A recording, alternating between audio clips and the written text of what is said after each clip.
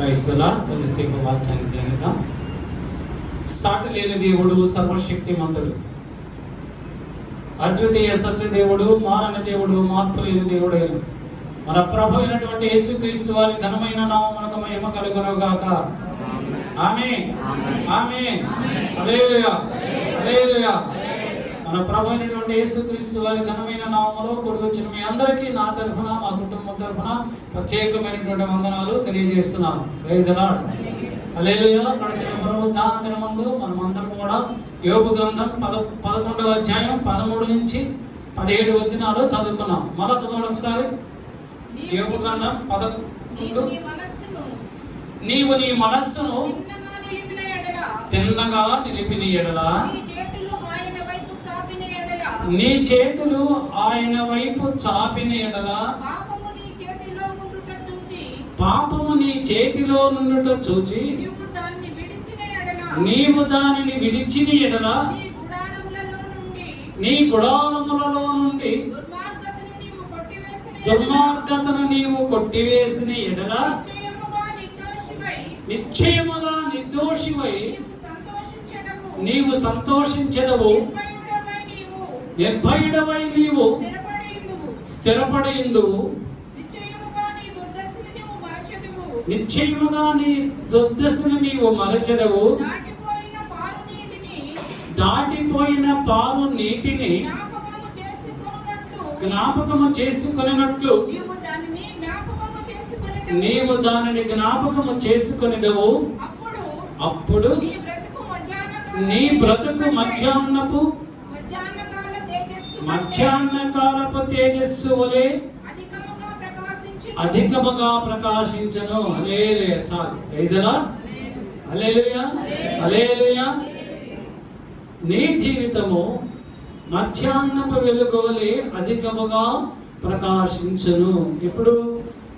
ఎప్పుడు గడిచిన పునరుద్ధాన దినం ముందు మొట్టమొదటిగా నీవు నీ మనస్సును తిన్నగా నిలిపిన ఎడల, ఆయన మీద, ఆయన అంటే మన ప్రభు అయినటువంటి యేసుక్రీస్తు వారి మీద ఎవరైతే వారి మనస్సును తిన్నగా నిలిపితే ఆయన వారిని నిర్దోషులుగా చేస్తాడు, దుర్దశలో నుండి విడిపిస్తాడు.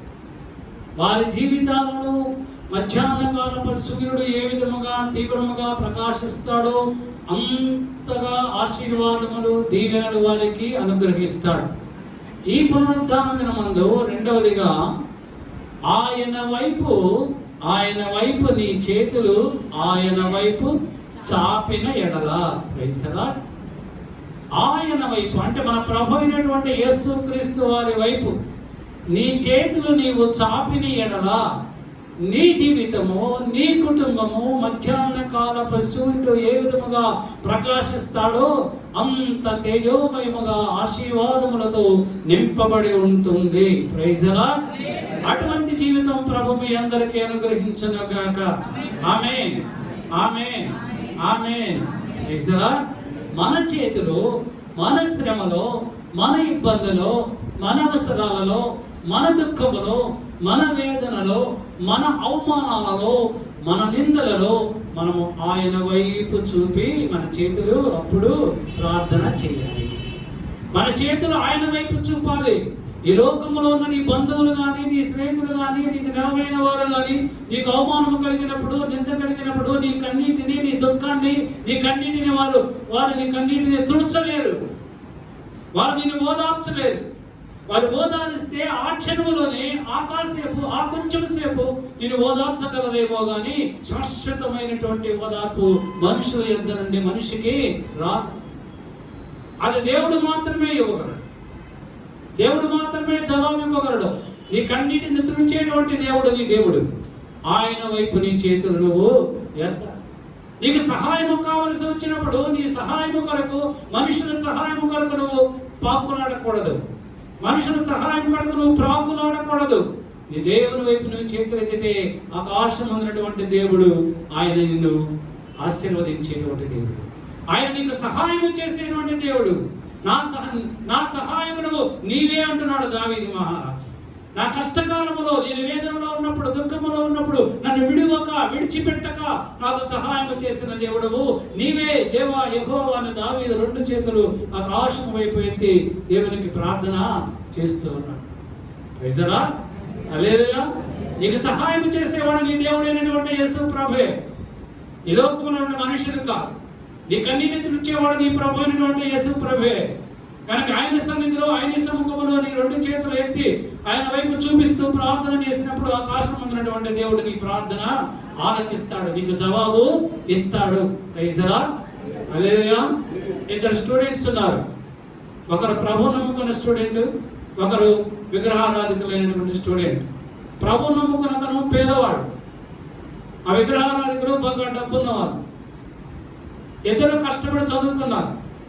ఇద్దరికి అమెరికా యూనివర్సిటీలో సీట్ వచ్చింది. ఇద్దరికి సీట్ వచ్చింది మంచి యూనివర్సిటీలో. మరి ఇక్కడ అమెరికా వెళ్ళాలంటే ఇక్కడ బ్యాంకు గ్యారంటీలు ఇవ్వాలి. ఆస్తులు అంతస్తులు ఏమంటే తాకట్టు పెట్టి బ్యాంక్ గ్యారంటీ తీసుకొని యూనివర్సిటీకి ఇస్తే అప్పుడు అమెరికా ఎంబసీ వాళ్ళు పర్మిషన్ ఇస్తారు అమెరికా వెళ్ళడానికి, స్కూల్లో ఆ యొక్క యూనివర్సిటీలో జాయిన్ అవ్వడానికి. మరి ప్రభు నమ్ముకున్న బాబు దగ్గర డబ్బులు లేవు. బ్యాంకులు అడిగారు. బ్యాంకులు వీళ్ళు అడిగితే వాళ్ళు అంటున్నారు నీకు ఏ ఆస్తి ఉంది అన్నారు. ఏం సెక్యూరిటీ పెడతావు? ఏం సెక్యూరిటీ పెడతాడు? ఏ సెక్యూరిటీ లేదు. ఆ విగ్రహారాధికుడు అయితే వాళ్ళ తాతలు తండ్రులు సంపాదించినటువంటి బిల్డింగులు, ఆస్తులన్నీ కూడా బ్యాంకులో తాకట్టు పెట్టి లోన్ తీసుకొని అతను అమెరికా వెళ్ళడానికి సిద్ధపడ్డాడు. మరి ఈ పేదవాడు, ఈ ప్రభు నమ్ముకున్నవాడు మనుషుల ప్రయత్నం కొరకు ఎంత ప్రయత్నించినా సహాయం ఎక్కడి నుంచి రాలేదు. నాకు ఫోన్ చేసి చెప్పాడు, ఇలా ఉన్న పరిస్థితి ఏం చేయమంటావు? నేను ఏ మనుషుని నువ్వు అడగదు, ఏ మనుషుని నువ్వు అడగద్దు. నీ దేవుడైనటువంటి యేసు ప్రభు, నువ్వు నమ్ముకున్న దేవుడు నీకు నిశ్చయముగా సహాయం చేస్తాడు. నువ్వు ఆకాశము తట్టు కన్నులెత్తి ప్రభు సన్నిధిలో మోకరించి కన్నీటితో ప్రార్థన చేయి. ప్రభువా, ఆకాశము వాకిళ్ళు విప్పు, నీవే నా సహాయకుడివి, నీవు తప్ప నాకు సహాయం చేసేవాళ్ళు ఎవరూ లేరు, నేను అక్కడికి వెళ్ళి చదువుకోవాలి, ప్రభువా సహాయం చేయమని ప్రార్థన చేయి అని చెప్పినప్పుడు ఆ యొక్క బ్రదరు, ఆ సహోదరుడు కన్నీటితో ప్రభు సన్నిధిలో ప్రార్థన చేశాడు. ఎప్పుడైతే ప్రభు సన్నిధిలో ప్రార్థన చేశాడో ప్రభు అంటున్నాడు, నువ్వు ఏ బ్యాంకుకి వెళ్ళదు, నువ్వు ఎక్కడికి వెళ్ళదు, ఏ యూనివర్సిటీ వాళ్ళైతే నీకు సీట్ ఇచ్చారో ఆ యూనివర్సిటీ వాళ్ళకి నువ్వు స్కాలర్షిప్ కొరకు నువ్వు అప్లై చేయి, వాళ్ళు నీకు ఇస్తారు అన్నాడు. ఆ బాబు ఆ యూనివర్సిటీకి అప్లై చేశాడు స్కాలర్షిప్ కొరకు. ఏ బ్యాంకులకి వెళ్ళలేదు, ఏ మనుషుల దగ్గరికి వెళ్ళలేదు, ఆ యూనివర్సిటీకి అప్లై చేశాడు. ఆ యూనివర్సిటీ వాళ్ళు 40 లక్షల రూపాయలు అతనికి లోను శాంక్షన్ చేశారు. అంటే ఆ పీజీ పూర్తి అవ్వాలంటే 40 లక్షలు కావాలి. ఆ 40 లక్షలు కూడా ప్రభువే ఏర్పాటు చేశారు. ఆ బాబు ఇక్కడి నుంచి చక్కగా అమెరికా వెళ్ళిపోయి ఆ పీజీ కోర్సు పూర్తి చేశాడు. Praise the Lord. ఆ డబ్బున్న వ్యక్తి కూడా వెళ్ళాడు, కానీ 40 లక్షలు అతను అక్కడ కట్టాడు. 40 లక్షలు కట్టాడు, కానీ ఈ బాబు ఏం కట్టాడు? ఏమీ కట్టలేదు. వాళ్ళు స్కాలర్షిప్ ఇచ్చారు, యూనివర్సిటీలో జాబ్ కూడా పార్ట్ టైం వాళ్ళు ఇచ్చారు. Praise the lord. ప్రభు సహాయం కొరకు నువ్వు చేతులెత్తి ప్రార్థన చేస్తే ఆకాశం ఉన్నటువంటి దేవుడు నీ ప్రార్థన ఆలకిస్తాడు. పరిశుద్ధమైనటువంటి దేవుని వైపు నీ చేతులు చాపాలి, పరిశుద్ధ స్థలం వైపు నీ చేతులు చాపాలి. ఎందుకంటే ఆయన కుడి చేతిలో సుఖములున్నవి, ఆయన కుడి చేతిలో నిత్య సుఖములున్నవి, నిత్య ఆశీర్వాదములున్నవి, నిత్య సంపదలు ఆయన దగ్గర ఉన్నాయి. బుద్ధి, జ్ఞానము, సర్వ సంపదలు అనుగ్రహించేటువంటి దేవుడు మన దేవుడు అయినటువంటి యేసు ప్రభువే. Praise the lord. హల్లెలూయా. ఏ డౌట్ ఉండకూడదు, నో డౌట్. ప్రభు సన్నిధిలో ప్రార్థన చేయండి, ఆయన వైపు చూడండి, పరిశుద్ధాలయం వైపు చూసి చేతులెత్తి ప్రార్థన చేయండి. ప్రభు మీ ప్రార్థన ఆలకించి మీ పక్షముగా, మీ కుటుంబ పక్షముగా, మీ బిడ్డల పక్షముగా గొప్ప కార్యాలు చేస్తాడు. భూమి ఆకాశంలో సృజించిన దేవునికి సమస్తమును సాధ్యమే. Praise the lord. హల్లెలూయా, హల్లెలూయా. దావీదు మహారాజు రాసినటువంటి కీర్తన 134:2 దావీదు మహారాజు అంటున్నాడు, పరిశుద్ధ స్థలం వైపు మీ చేతులెత్తి యెహోవాను సన్నుతించుడి.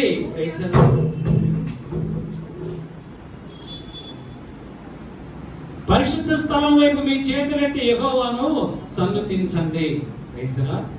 పరిశుద్ధ స్థలం వైపు మన చేతి ఎందుకు? ఆయన పరిశుద్ధుడు. ఆయన పరిశుద్ధుడు కనుక ఆయన వైపు నువ్వు చేతులెత్తితే ఆయన నిన్ను నన్ను కూడా పరిశుద్ధులుగా చేస్తాడు. నిన్ను నన్ను పరిశుద్ధులుగా చేస్తాడు. నిశ్చయముగా నిర్దోషివై నీవు సంతోషించదు. దోషులమైన మనల్ని, అపవిత్రులమైనటువంటి మనల్ని ఆయన వైపు నువ్వు చేతులెత్తినప్పుడు ఆయన పరిశుద్ధత నీకు అనుగ్రహించి నిన్ను పరిశుద్ధులుగా చేసి నీకు నిత్య సంతోషమును అనుగ్రహిస్తాడు. వేస్తారా? దేవుడు మనం ఆశీర్వదించాలన్నా, దేవుని యొక్క దీవెన పొందుకోవాలన్నా ముందుగా మనము పరిశుద్ధతను ధరించుకోవాలి. నీవు నిర్దోషంగా ఉన్నప్పుడే, నీవు పరిశుద్ధునిగా ఉన్నప్పుడే దేవుడు నీ ప్రార్థన ఆలకిస్తాడు. నిన్ను నువ్వు సరి చేసుకొని, నిన్ను నువ్వు పరిశుద్ధపరచుకొని ఆయన వైపు నీ చేతులు చాపి ప్రార్థన చేసినప్పుడు ఆయన నీ ప్రార్థన ఆలకిస్తాడు. ఎందుకంటే ఆయనే నీ చేతులను నా చేతులను నిర్మించిన వాడు.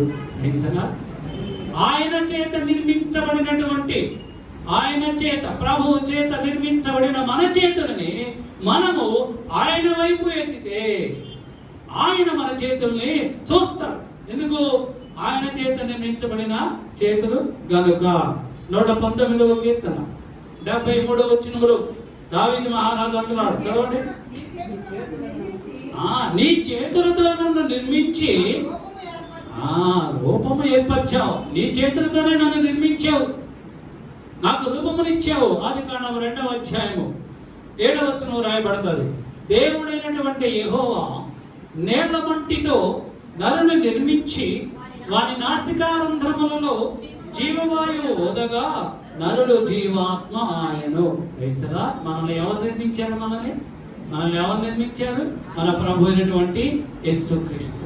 ఆయన నేల మట్టితో ఒక రూపమును చేసి ఆయన శ్వాస ఊదినప్పుడు అది జీవగా మారి మనము జీవాత్మగా మనము మార్చబడ్డాము. ఆయన చేత నిర్మించబడిన నువ్వు నేను కూడా ఆయన వైపు నీ చేతులెత్తితే ఆయన నీ ప్రార్థన ఆలకిస్తాడు. ఆయన నీకు సహాయము చేస్తాడు. Praise the Lord. దావీదు మహారాజు రాసినటువంటి కీర్తన 60వ కీర్తన 5వ వచనములో దావీదు మహారాజు అంటున్నాడు, చదవండి.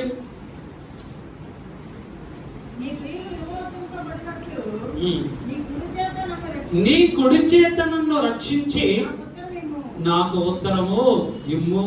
ప్రభువా, నీ కుడి చేతితో నన్ను రక్షించు, నాకు ఉత్తరం ఇవ్వు, నాకు జవాబు ఇవ్వు, నాకు సమాధానం ఇవ్వు. ఈ లోకములో ఏ మనుష్యుడు నన్ను రక్షించలేడు. నాకు వచ్చినటువంటి శ్రమ, నాకు వచ్చినటువంటి కష్టం, నాకు వచ్చినటువంటి బాధ, నేను పడుతున్నటువంటి ఈ శ్రమలన్నీ కూడా నువ్వు ఎరిగిన దేవుడు. శత్రువు నన్ను తరుముచూ ఉన్నారు, ఒకటి కౌసు పెట్టిన తరిగినట్టు తరుముచూ ఉన్నారు. ప్రభువా, అడవులలో, లోయలలో, కొండలలో, గుహలలో నేను నివసిస్తూ ఉన్నాను. నన్ను తరుముచూ ఉన్నారు శత్రువులు. ప్రభువా, నీవే నన్ను రక్షించి నాకు సమాధానము దయచేయి. Praise the lord.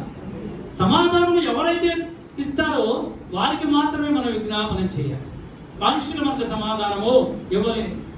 వాళ్ళు ఇచ్చినా కూడా ఆ కొంచెం సేపే తాత్కాలికమైనటువంటి సమాధానము ఓరడికి మనకు ఇవ్వగలరు, కానీ శాశ్వతమైనటువంటి సమాధానం ఇచ్చేవాడు సమాధానం మనకు అధిపతి యేసు ప్రభువు మాత్రమే.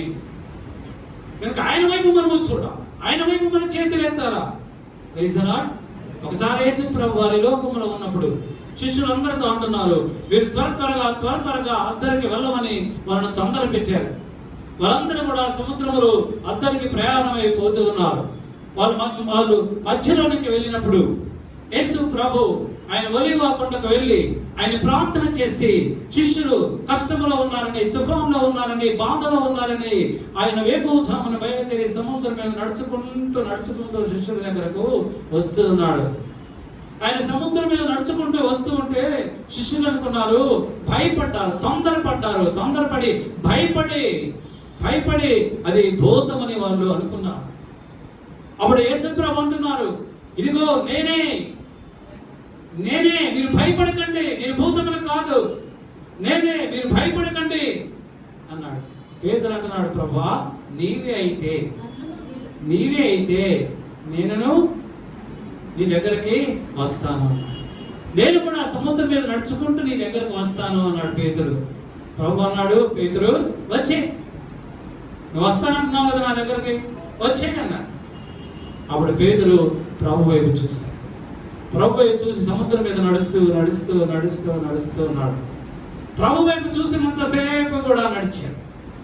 కానీ ఎప్పుడైతే గాలిని చూశాడో భయపడి మునిగిపోస్తాడు. నీవు నేను కూడా ప్రభు వైపు చూసినంత కాలము కూడా నీ కుటుంబము, నా కుటుంబము, నీ బిడ్డలు, మన బిడ్డలు అందరూ కూడా ఓగా ఆశీర్వదింపబడతారు. ఎప్పుడైతే ప్రభు వైపు చూడవో గర్వము, అతిశయం వస్తుందో, ఎప్పుడైతే ఆశీర్వాదమైన తర్వాత, స్థిరపడిన తర్వాత, సమృద్ధి అయినటువంటి సంపద, కీర్తి, ఘనత నీకు దేవుడు అనుగ్రహించిన తరువాత నీవు గర్వించినట్లయితే, నీవు అతిశయపడినట్లయితే, నువ్వు ప్రభు వైపు చూడకపోతే, లోకాన్ని చూస్తే, లోకములో ఉన్న మనుషులను చూస్తే, నీ అధికారాన్ని చూసుకుంటే, నీ పరపతిని చూసుకుంటే, నీ డబ్బును చూసుకుంటే, నాకేంటి అని ఎప్పుడైతే నువ్వు అనుకుంటావో లోకం అనేటువంటి సముద్రంలో పడి నువ్వు మునిగిపోతావు.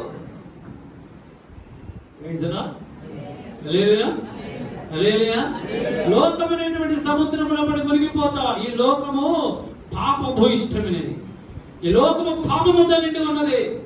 ఈ లోకములో మనుష్యులు నేత్రాస, శరీరాస, జీవడములకు బానిసలై అనుదినము అనుక్షణము వాటితో సహవాసం చేస్తూ అదే జీవితం అని వారు బ్రతుకుతూ ఉన్నారు.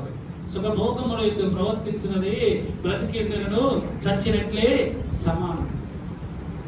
నువ్వు నేత్రాశకి, దేవుడంబానికి, శరీరాశికి లోబడితే నువ్వు బ్రతికి ఉన్నా చచ్చినట్లే లెక్క. బైబిల్ చెప్తుంది. హల్లెలూయా. అందుకే ప్రభు వైపు మాత్రమే నువ్వు చూడు. పేతురు ఏం చేశాడు? చూసినంతసేపు సముద్రం మీద నడిచే. ఎప్పుడైతే గాలిని చూశాడో అప్పుడు మునిగిపోతున్నాడు. మునిగిపోతూ ఉన్నప్పుడు పేతురు అంటున్నాడు, ప్రభువా రక్షించు, ప్రభువా సేవ మీద పెద్ద బిగ్గరగా కేక వేశాడు. వెంటనే ఆయన కుడి హస్తము చాపి మునిగిపోతున్న పేతురుని తిరిగి లేపి నీటి మీద నిలవబెట్టాడు. Praise the lord. రక్షింపనేరకు ఇండకు యెహోవా హస్తము కూర్చోకాలేదు. ఆయన నిన్ను రక్షిస్తాడు.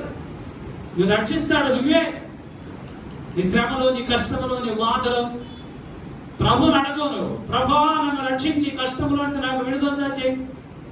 నా బిడ్డలు పాడైపోతున్నారు, ఎప్పుడు టీవీ దగ్గర కూర్చుంటున్నారు, చదువుకోవట్లేదు, మందిరానికి వెళ్ళడం లేదు, ఏం చెప్పిన వింటలేదు ప్రభు అని ఆయన అడుగు. నువ్వు ప్రభు వైపు చూడు, ప్రభువుని అడుగు. ప్రభువుని బిడ్డలతో మాట్లాడతారు. అప్పుడు నీ కుటుంబంలో సంతోషము, ఆనందము ఉంటాయి. నిన్ను రక్షించేవానికి నువ్వు మొరపెట్టాలి, కానీ నిన్ను రక్షించేవాని వైపు నువ్వు చేతులెత్తాలి, కానీ నీకు రక్షణ ఇవ్వలేని వారి వైపు నువ్వు చేతులెత్తి వారిని ఏ సలహాలు అడిగినా కూడా ప్రయోజనము లేదు. పేతురు ఎప్పుడైతే మునిగిపోతున్నాడో, ప్రభువుని ఎప్పుడైతే ప్రభువా రక్షించమన్నాడో, ప్రభు ఆయన యొక్క కుడి హస్తమున చాపి పేతురుని రక్షించెను. Praise the lord. హల్లెలూయా. మన ప్రభువు రక్షించేటువంటి దేవుడు. ఎవరైతే ఆయన వైపు తమ చేతుల్ని చాపుతారో వారిని మన ప్రభువు స్వస్థపరిచేటువంటి దేవుడు. Praise the Lord. ఎవరు మన ప్రభువు? స్వస్థపరిచేటువంటి దేవుడు. ఆయన చేతుల్లో ఏమున్నది? స్వస్థత ఉన్నది. ఆయన చేతుల్లో ఏమున్నది? రక్షణ ఉన్నది. ఆయన చేతులు ఏమున్నది? ఆశీర్వాదములు ఉన్నాయి. ఆయన చేతులు ఏమున్నాయి? నిత్య సుఖములు ఉన్నాయి. Praise the Lord. ఎన్ని ఉన్నాయి ఆయన దగ్గర? మనం అడిగినవన్నీ ఆయన దగ్గర ఉన్నాయి. నువ్వు అడిగి తీసుకోవడమే. ఏటీఎంకి వెళ్ళి కార్డు పెడితే ఒకవేళ నువ్వు తప్పుడు నెంబర్ కొడితే డబ్బులు రావేమో, కానీ ప్రభువుని అడిగితే మాత్రం తప్పకుండా ఇస్తాడు. అక్కడ ఏటీఎం అంటే అక్కడ మనం ఎంత డబ్బు అయినా మనం కూడా డ్రా చేసుకోవటమే. Praise the lord. నేను అలానే డ్రా చేసుకుంటాను. నవీన్ వాళ్ళు ప్రైజ్ లార్డ్ చెప్పండి. నేను అలానే డ్రా చేస్తాను. నాకు ఎప్పుడు డబ్బులు కొద్దు ఉండదు. ఇంజనీరింగ్ అన్నాడు 15 లక్షలు అవుతాను. ఏమంటే ప్రభుదాస్ గారు 15 లక్షలు అవుతాను. మరి ఎక్కడి నుంచి వస్తే 15 లక్షలు ఎవరు ఇస్తాను? చెప్పండి, మీరు ఎవరు ఇస్తాను? మీరు అనుకుంటారు ఆలోచన వచ్చి ఉంటుంది. ఏంటి ఆలోచన? ఏంటి ఆలోచన వచ్చింది మీకు? మా అమ్మాయిలు అమెరికాలో ఉన్నారు, మా అల్లులు అమెరికాలో ఉన్నారు, అమెరికాలో పొంద నాకు ఇచ్చేస్తారని. లేదు, లేదు. నేను మా అమ్మాయిని నమ్ముకోలేదు, మా అల్లులను నమ్ముకోలేదు. అడిగితే ఇస్తారు, నేను అడగను. ఎందుకు? నా దేవుడు, నాకు ఇచ్చే దేవుడు వాళ్ళకంటే గొప్ప ఐశ్వర్యవంతుడు. ఆయన దగ్గర విస్తారమైనటువంటి సంపద ఉంది. ఎంత ఉంది? లెక్కకు మించినటువంటి విస్తారమైనటువంటి సంపద ప్రభు దగ్గర ఉంది. ఆయన అడుగుదాం, ఆయన అడిగితే ఆయన ఇస్తాడు. నేను ఆయన అడుగుతాను, ఆయన ఇస్తూనే ఉంటాడు, నేను ఖర్చు పెడుతూనే ఉంటాను. Praise the lord, praise the lord, హల్లెలూయా. మన ప్రభు చేతిలో స్వస్థత ఉన్నది, ఆశీర్వాదములు ఉన్నాయి, రక్షణ ఉన్నది, నిత్య సుఖములున్నాయి. మార్క్స్ వార్త 1వ అధ్యాయం 41వ వచనంలో ఒక కుష్ఠవ్యాధి కలిగినటువంటి ఒక వ్యక్తి ప్రభు దగ్గరకు వచ్చి ప్రభు ముందు సాష్టాంగపడి మోకాల్లోని చేయి చాపి, ప్రభా నీకు ఇష్టమైతే నన్ను శుద్ధిగా చేయి, నా చేతులు చూడు ప్రభా, నా చేతులు చూడు, కుష్ఠవ్యాధితో ఉన్నాయి, ఈ భయంకరమైన కుష్ఠవ్యాధిని ప్రభా నీ చిత్తమైతే దీన్ని నీకు ఇష్టమైతే నన్ను శుద్ధినిగా చేయి అన్నాడు. ప్రభు ఏం చేశాడు? ఆయన కనికరపడి చెయ్యి చాపి వారిని ముట్టి, నాకు ఇష్టమే, నీవు శుద్ధుడు కమ్మని వారితో చెప్పాడు. ప్రభు ఏం చేశాడు? చెయ్యి చాపి ఆ కుష్ఠవ్యాధి అతన్ని చేపట్టుకుంటే, ఆ కుష్ఠవ్యాధి నాకు కూడా వస్తుంది, ఎందుకురా బాబు, దూరంగా ఉండి బాబు ప్రార్థన చేస్తాను, ప్రభు దూరంగా ఉండి ప్రార్థన చేస్తాను అని అన్నాడా ప్రభు? అన్నాడా? ఆయన చెయ్యి చాపి మోకాళ్ళ మీద ఉన్నటువంటి ఆ వ్యక్తికి యొక్క ఆ చేతిని ఆయన ముట్టుకున్నాడు, ఆ కుష్ఠవ్యాధిని ముట్టుకున్నాడు. ఎప్పుడైతే ముట్టుకున్నాడో అద్భుతమైన స్వస్థత వెంటనే జరిగింది. ఆ కుష్ఠవ్యాధి అంటే పాపమే. ఆ కుష్ఠవ్యాధి అంటే మరేదో కాదు, మనలో ఉన్న పాపమే. మనలో ఉన్న పాపము అంతకంటే మహాభయంకరమైనటువంటి కుష్ఠవ్యాధి కంటే భయంకరమైనటువంటి కుష్ఠవ్యాధి. ఎప్పుడైతే ఈ పాపము మనలో నుంచి పోవాలి అంటే ఆయన హస్తము చేత మనల్ని ముట్టాడు. ఆయన ఎప్పుడైతే ముట్టుకుంటారో మనలో ఉన్నటువంటి పాపం అంతా పోతుంది. ఆ పరిశుద్ధుడు మనం ముట్టుకున్నప్పుడు మనలో ఉన్నటువంటి అపవిత్రత అంతా పోతుంది, పాపం అంతా పోతుంది. అప్పుడు మనం ఎలాగా ఉంటాము? పరిశుద్ధులుగా మనము ఉంటాం, నిర్దోషులుగా మనము ఉంటాం. ఆయన నిర్దోషుల్ని ఆశీర్వదించేటువంటి దేవుడు, పరిశుద్ధుల ప్రార్థనలు ఆలకించేటువంటి దేవుడు. వేస్తారా? హల్లెలూయా, హల్లెలూయా. విలాప వాక్యములు 2వ అధ్యాయం 19వ వచనాన్ని చదువుకుందాం. 19 Lamentations 2:19.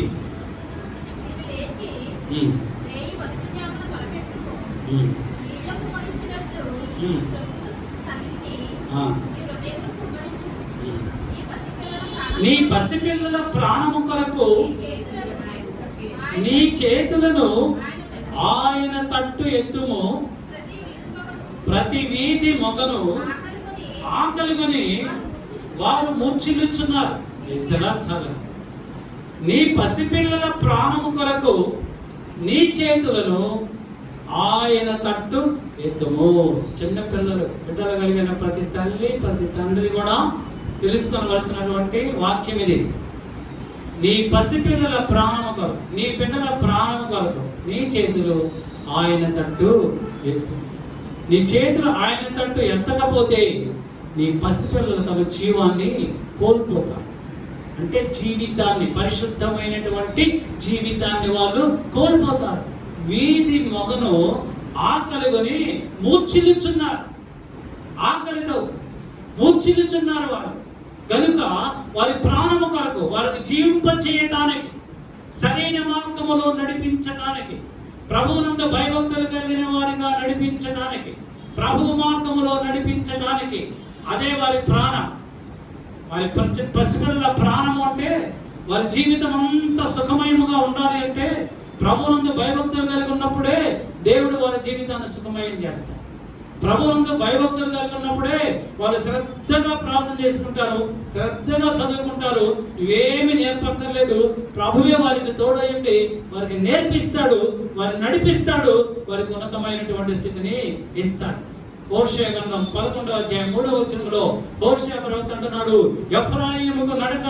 ఎఫ్రాయిమును చేయి పట్టుకొని నడక నేర్పిన వాడను నేనే. చాలు. మన బిడ్డలకు నడక నేర్పేవాడు మన ప్రభు అయినటువంటి యేసుక్రీస్తే. వేస్తారా? ఎన్ని ఆటంకాలైనా రావచ్చు, ఎన్ని అవరాధాలైనా వస్తాయి. 10 తల్లికి 10 తండ్రికి కూడా బిడ్డల్ని పెంచడానికి ఎన్నో ఆటంకాలు వస్తాయి కదా. ఉద్యోగంకి వెళ్ళాలి, టైం అయిపోతుంది. ఉద్యోగంకి వెళ్ళాలి, టైం. భార్య ఉద్యోగం చేస్తుంది, భర్త ఉద్యోగం చేస్తుంది. మరి బిడ్డలు ఎలా చూసుకుంటారు? బిడ్డలకు ఎలాగా భయభక్తులు నేర్పుతారు? వేసినా ఎలాగా భార్య భర్తలు ఉద్యోగానికి వెళ్ళిపోతారు, ఇంట్లో అత్తమామలు అమ్మ నాన్నలు ఎందుకుంటారు? వాళ్ళ పనులు వాళ్ళకు ఉంటాయి, వాళ్ళ జీవితం వాళ్ళదే. మరి ఎలాగా అనేక అడ్డంకులు ఉంటాయి, అనేక ఆటంకాలు ఉంటాయి, అభ్యంతరాలు ఉంటాయి. అయినప్పటికీ మన బిడ్డలను మనం ప్రభు సన్నిధికి నడిపించాలి. మన బిడ్డలు మనము ప్రభు సన్నిధికి నడిపించాలి. ప్రభు దగ్గరకు తోడుకొని రావాలి, ప్రభు దగ్గరకు తీసుకురావాలి, ఆయన సన్నిధికి తీసుకొని రావాలి, ఆయన ప్రసన్నతలోనికి నువ్వు తీసుకొని రావాలి, ఆయన ప్రజెన్స్లోనికి నువ్వు తీసుకొని రావాలి. అప్పుడు దేవుడు ఆయన మన బిడ్డలని ఎత్తుకొని ముద్దాడి కౌగిలించి తల మీద చేయి పెట్టి ఆశీర్వదిస్తాడు. ఆమేన్. Praise the lord. మార్కు సువార్త 10వ అధ్యాయం 13, 14, 16 వచనాల్లో రాయబడతారు.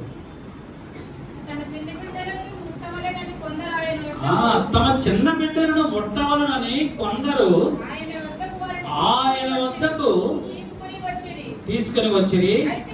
అయితే శిష్యులు వారిని గద్దించిరి.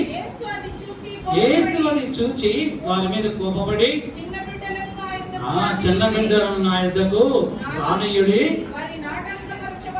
వారిని ఆటంకపరచొద్దు. దేవుని రాజ్యం ఇలాంటి వారిదే. అపొస్తలులు ఆటంకపరుస్తూ ఉన్నారు, అపొస్తలులు అభ్యంతరం పెడుతూ ఉన్నారు. ప్రభు దగ్గరికి మీ పిల్లల్ని తీసుకుని వెళ్ళొద్దు అంటున్నారు. అయితే ప్రభు అంటున్నాడు, ఆ వెళ్ళొద్దు ఉన్న ఆటంకపరిచే వారిని ప్రభు ఏం చేశాడు? గద్దించాడు, వారి మీద కోపడ్డాడు. మీరు ఎందుకు అడ్డుపడుతున్నారు? మీరు పక్కన వెళ్ళిపోండి. శిష్యులను ఆటంకపరుస్తున్న వారా, మీరు వెళ్ళిపోండి. ఆటంకపరుస్తున్నటువంటి క్రియలన్నిటిని కూడా ప్రభు లయపరిచేస్తాడు. ప్రభు తన బిడ్డలను తన దగ్గరికి ఆహ్వానిస్తూ ఉన్నాడు, పసిబిడ్డలను తన దగ్గర పిలుస్తూ ఉన్నాడు. ఏ తండ్రి అయితే తమ బిడ్డలను ప్రభు సన్నిధికి తీసుకుని రావాలని ఆశపడతారు, వారి వాంఛని, వారి ఆసక్తిని ప్రభు తీరుస్తాడు. ఆ తర్వాత రాయబడుతుంది 16వ వచనంలో, ఆ బిడ్డలను ఆయన ఎత్తి కౌగిలించుకొని వారి మీద చేతులుంచి వారిని ఆశీర్వదించను. హల్లెలూయా. వారి బ్రతుకు కాలం అంతా కూడా దేవుని యొక్క ఆశీర్వాదం వారికి తోడుగా. ఏ బాధలు, ఇరుకులు, ఇబ్బందులు, సమస్యలు, ఏ దుఃఖము, ఏ కన్నీరు వారికి ఉండదు. కనుకనే బాలుడు బిడ్డలు నడవలసినటువంటి త్రోవను బాల్యమునందే మనము నేర్పాలి. వాడు పెద్దవాడైనప్పుడు ప్రభు సన్నిధి నుంచి వాడు వైదొలగడు. బాల్యములోనే నేర్పాలి. గారాబం చేయకూడదు. బిడ్డను గారాబం చేయకూడదు. ప్రభు సన్నిధికి రావడానికి గారాబం చేయకూడదు. మిగతా విషయంలో గారాబం చేయొచ్చు, కానీ ప్రభు సన్నిధికి మాత్రము బిడ్డలను తీసుకురావాలి. మీ ఇంటిలో మీరు ప్రార్థన చేసుకునేటప్పుడు మీ ఇంటిలో ఉన్న వారందరూ, మీ బిడ్డలందరూ కూడా మీతో కలిసి ప్రార్థన చేసుకునేటువంటి ఆ కృప, ఆ యొక్క పరిస్థితిని మీరు ఏర్పాటు చేయాలి. వారి చిన్న పిల్లలండి, వారి పెద్దలు నిద్రపోతారంటే, నువ్వు భోజనం చేయకుండా మీరిద్దరు భోజనం మానేయండి. వాళ్ళు ఎప్పుడైతే నిద్రపోవడానికి ముందే మీరందరూ కలిసి ప్రార్థన చేసుకుని ఇంట్లో మీకున్న పనులన్నీ పక్కన పెట్టేసేయండి. ముందు మన పిల్లలు ఎర్లీగా నిద్రపోతారనుకున్నప్పుడు వాళ్ళు ఎప్పుడైతే నిద్రపోతారో ఆ సమయం నీకు తెలుసు కనుక, ఒక తల్లిగా ఒక తండ్రిగా నీకు తెలుసు కనుక మనం ఏం చేయాలి అంటే, వాళ్ళు నిద్రపోవడానికి ముందే మనమందరము కలిసి ప్రభు సన్నిధిలో ప్రార్థన చేసుకోవాలి. ఆ తర్వాత వాళ్ళు వెళ్ళి నిద్రపోతారు, మీరు మీ పనులు చేసుకోవచ్చు. హల్లెలూయా, హల్లెలూయా. ప్రభు యోబు గ్రంథం 4వ అధ్యాయం 3వ వచనాన్ని చదువుకుందాం. అనేకులకు నీవు బుద్ధి నేర్పిన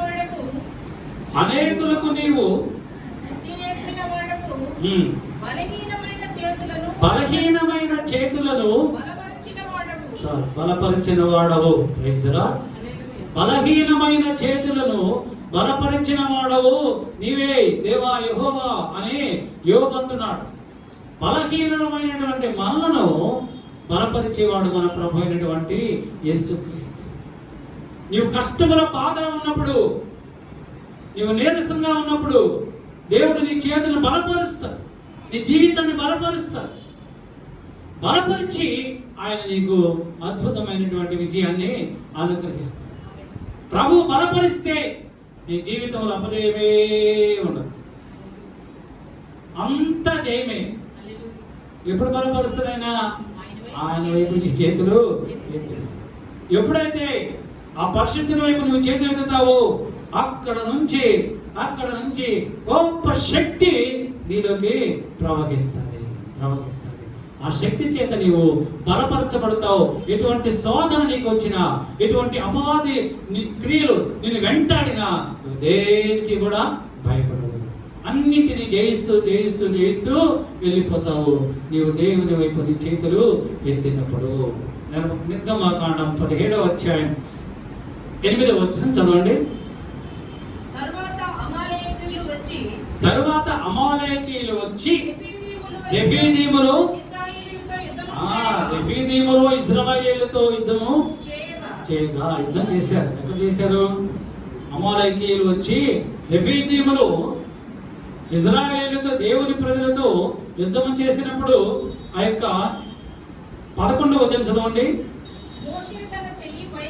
మోషే తన చెయ్యి పైకెత్తినప్పుడు ఇశ్రాయేలీయులు గెలిచిరి. మోషే తన చెయ్యి దింపినప్పుడు అమాలేకీయులు గెలిచిరి. చాలు. మోషే తన చెయ్యి ఎత్తినప్పుడు దేవుని ప్రజలు గెలిచారు. ఎప్పుడైతే చేతులు దించేశాడో దేవుని ప్రజలు ఓడిపోయారు, శత్రువులు గెలిచారు. మనం చేతులు దేవుని వైపు ఎప్పుడైతే ఎత్తుతామో అప్పుడు దేవుని యొక్క శక్తి, దైవ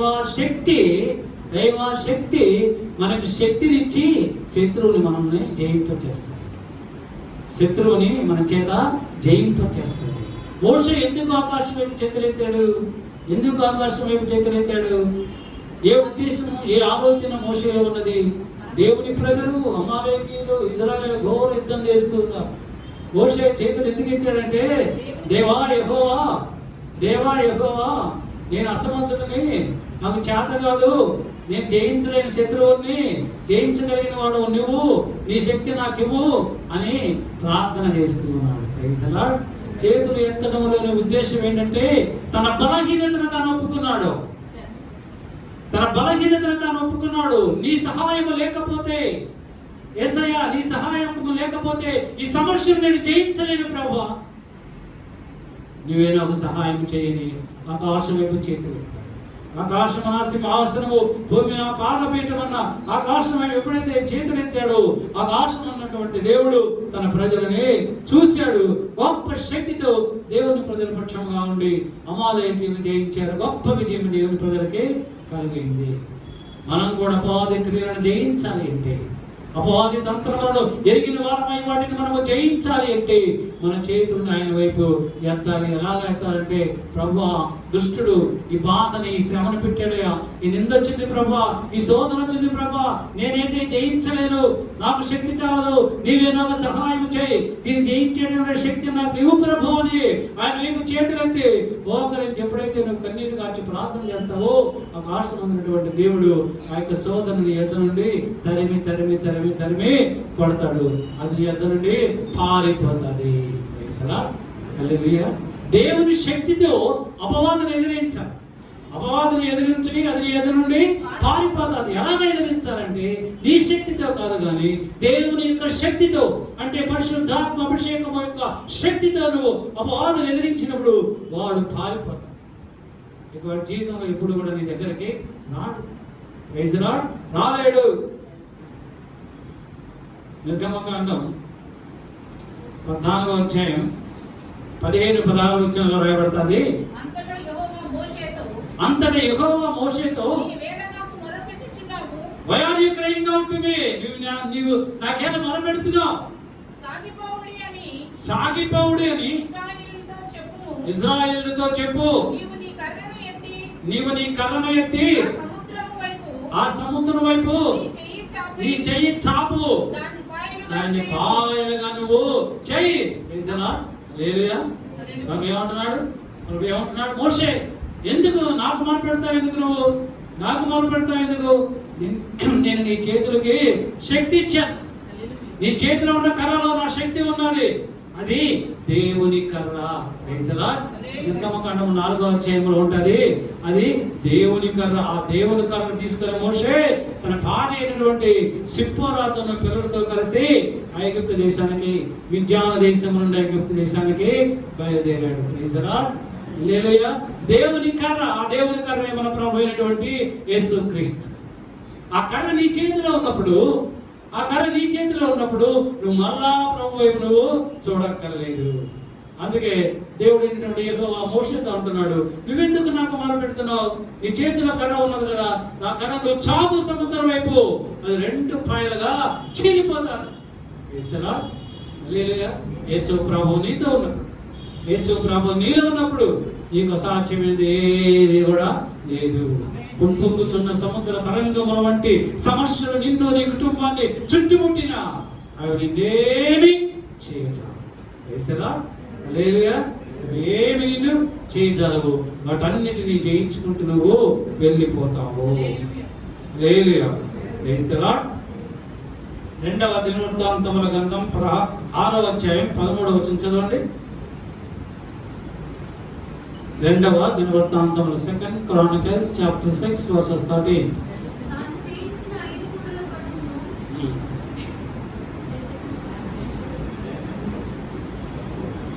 సొలొమోను సమాజముగా కూడి ఉన్న ఇశ్రాయేలీయుల అందరి ఎదుటను మోకాల్లోని చేతులు ఆకాశం వైపు చాపి సొలొమోను ఇట్లని ప్రార్థన చేసెను. దేవుని మందిరాన్ని, యెహోవా మందిరమును కట్టిన తరువాత సొలొమోను ఆ మందిరము ఎదుట మోకాల్లోని ఆకాశం వైపు చేతులెత్తి తమ దేవుడైనటువంటి యెహోవాకు ప్రార్థన చేస్తూ ఉన్నాడు, విజ్ఞాపన చేస్తూ ఉన్నాడు. మన ప్రార్థన ప్రభు ఆలకించాలి అంటే, మన విజ్ఞాపన ప్రభు ఆలకించాలి అంటే, మన విజ్ఞాపనకు ప్రభు ఎదురంటే సమాధానం మనకు రావాలి అంటే, నీ 2 చేతులు పైకెత్తి ఆకాశం వైపు అయితే నీ ప్రభు నువ్వు విజ్ఞాపన చేయాలి. 20వ వచనం చదవమ్మా.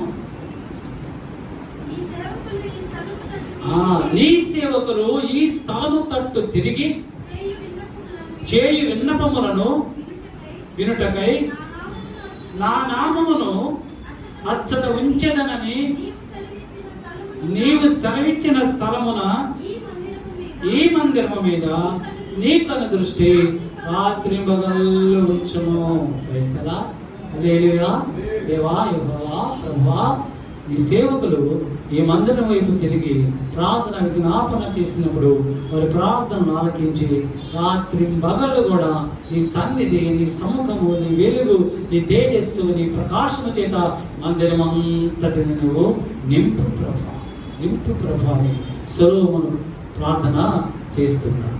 ఈ మందిరం వైపు వెలుచున్నవారు, ఈ మందిరం ముందుగా వెలుచున్నవారు, వచ్చుచున్నవారు ఎవరైనా సరే వారి మందిరం వైపు చూసి వారి సమస్యల నిమిత్తము, వారి యొక్క అవమానముల నిమిత్తము, వారి ఇబ్బందుల నిమిత్తము, వారి వ్యాధుల నిమిత్తము మందిరం వైపు చూసి దేవా యెహోవా నీవే నిజమైన దేవుడువు, నా సమస్యల నుంచి నాకు విడుదల దయచేయమని ప్రార్థన చేసినప్పుడు ఆకాశం అందునటువంటి దేవుడు భూమి మీదకు వచ్చి వారి ప్రార్థన విజ్ఞాపన విని వారికి అద్భుతమైనటువంటి ఆరోగ్యము, సంతోషము, సమాధానము అనుగ్రహిస్తాడు.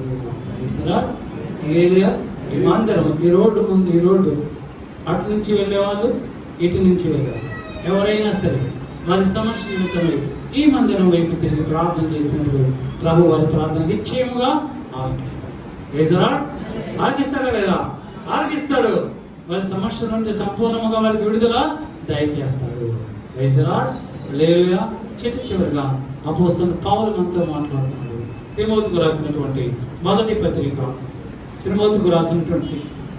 పత్రిక 2వ అధ్యాయం 8వ వచనం చదువుకొని ముగిద్దాం. కావున ప్రతి స్థలమందును పురుషులు కోపమును సంశయమును లేని వారై పవిత్రమైన చేతులెత్తి ప్రార్థన చేయవలనని కోరుచున్నాను. ప్రతి మనుషుడు కూడా, ప్రతి వ్యక్తి, స్త్రీ, పురుషులు అందరూ కూడా కోపమును మాని. కొంతమందికి ఎక్కడ ఉంటుంది కోపం? ఎక్కడ ఉంటుంది? ముక్కు మీద ఉంటుంది అది కోపం. ఆ కోపాన్ని మానివేయండి. సంశయం మానండి. సంశయం, డౌట్, అవిశ్వాసాన్ని మానివేయండి. సంపూర్ణమైనటువంటి విశ్వాసం, ఏ కోపము లేకుండా, ఏ అసూయ లేకుండా, ఏ ద్వేషము లేకుండా, మనసు నిష్కల్మషమైనటువంటి మనసుతో, నిర్దోషమైనటువంటి మనసుతో, పరిశుద్ధమైనటువంటి మనసుతో ఆకాశముందున్న దేవుడి వైపు చేతులు ఎత్తి నువ్వు ప్రార్థన చేయి. ఆయన నీ ప్రార్థన ఆలకిస్తాడు. Praise the lord. హల్లెలూయా. అటువంటి అనుభవం ప్రభు మీ అందరికీ అనుగ్రహించును గాక. ఈ పునరుద్ధానం నుండి వాక్యం ద్వారా ప్రభు మిమ్మల్ని ఆశీర్వదించును గాక. ఆమేన్, ఆమేన్. తల ఉంచండి, ప్రార్థన చేసుకుందాం. మహాపరిశుద్ధుడు, మహాఖండుడు, మా ప్రభువా, మా యేసయ్య, ఆశ్చర్యకరుడు, అద్భుతములు చేయ దేవుడు. ఈ పునరుద్ధాన దినమందు దాసుని ద్వారా మీరు మాట్లాడినటువంటి ప్రతి లేఖనమును బట్టి కూడా మీకు స్తుతులు, స్తోత్రాలు నాయన. ఈ దిన మన ప్రభా యోబు గ్రంథం 11వ అధ్యాయం 13 నుంచి 17వ వచనములో 2వ మాట అయినటువంటి నీ చేతులు ఆయన వైపు చాపినీడన. ఎవరైతే ప్రభా వారి చేతులు మీ వైపు చాపుతారో వారిని నువ్వు పరిశుద్ధుడు అయిన నీవు నీ పరిశుద్ధత వారికి అనుగ్రహించి వారిలో ఉన్నటువంటి దోషమును కడిగివేసి, పాపమును కడిగివేసి, వారిని నిర్దోషులుగా చేసి వారి జీవితాన్ని మధ్యాహ్న కాలపు సూర్యుని వలె ప్రకాశింపజేస్తానని మాట్లాడినటువంటి దేవుడు ప్రభువానికి స్తోత్రాలు. మా పితరులు ప్రభువాని వైపు చేతులు చాపి ప్రార్థన చేసినప్పుడు వారి ప్రార్థన ఆలకించి, వారి జ్ఞాపం ఆలకించి, వారి పక్షముగా నువ్వు గొప్ప కార్యములు చేసినట్లుగా నువ్వు మాతో మాట్లాడావు. ప్రభు విన్న వాక్యము మా హృదయంలో భద్రపరుచుకునే వాక్య ప్రకారము జీవించేటువంటి శ్రేష్టమైనటువంటి కృప మాకు అనుగ్రహించి మీరే సకల ఘనత, మహిమ, ప్రభావాలు పొందుకున్నామని యేసు క్రీస్తు అనే శ్రేష్టమైన నామమును బట్టి అడుగుచూ వేడుకొనుచూ పొందుకుని ఉన్నాము మా పరలోకపు ప్రభు తండ్రి. ఆమేన్, ఆమేన్, ఆమేన్. మన పరమ తండ్రి అయినటువంటి దేవుని ప్రేమయు, మన ప్రభువును రక్షకుడైన యేసుక్రీస్తు వారి యొక్క గొప్ప రక్షణ, పరిశుద్ధాత్మ దేవుని యొక్క అన్యోన్య సహవాసము సన్నిధి కూడి వచ్చినటువంటి సంఘ బిడ్డలందరికీ, ఇంకా నువ్వు రాలేకపోయినటువంటి సంఘ బిడ్డలందరికీ, వాక్యమును ప్రకటించేటువంటి దైవజనుల వారి కుటుంబములకు, ఈ మైక్ ద్వారా వాక్యమును విన్న వారికి, యూట్యూబ్ ద్వారా వాక్యమును వింటున్న వారికి, లోకములో ఉన్న సంఘ పరిశుద్ధులకు ఇప్పుడు నువ్వు ప్రభు రాకడ పర్యంతము సదాకాలము తోడైండును గాక. ఆమేన్, ఆమేన్, ఆమేన్. హల్లెలూయా, హల్లెలూయా, హల్లెలూయా, హల్లెలూయా. Praise the lord, praise the lord, praise the lord. ప్రభువునందు సెలవు తీసుకుందాం.